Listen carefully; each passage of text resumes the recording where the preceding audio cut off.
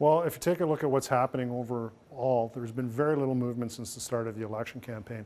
We have the Conservatives with a very slight lead, 32 to 31 over the Liberal Party, and we have the NDP up at 18.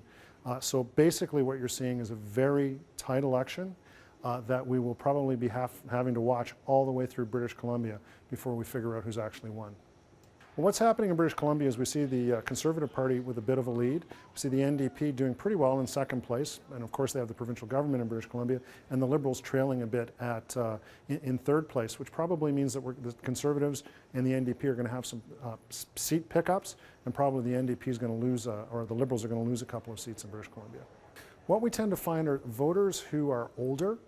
They tend to be homeowners. They tend to be people who are commuters. Those are the people who tend to show up to vote. And if you look at those voters, they tend to be a little bit more conservative. Last election campaign, Justin Trudeau was really able to animate a lot of younger, less attached voters to show up, particularly in places like the province of Ontario. The question is, this time, is he going to be able to do that? And that could make the difference in the election campaign. Well, the Tories have a less efficient vote than the Liberals have.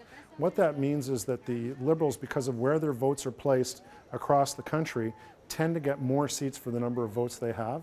The Conservatives, because of the big lead that they have, particularly on the prairies and in Alberta, because they have a huge lead there and are going to do very well on election night, it makes their national numbers look a little bit better than they really are.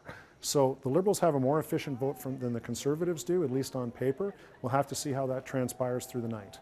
Well, based on what we're seeing right now in the polling, neither party has enough to form a majority. So it looks like a minority is probably going to be the outcome. The question is, will the Liberals and the NDP together be able to get over 170 seats? If they don't, it will become a lot more complicated in terms of what the next government is going to look like.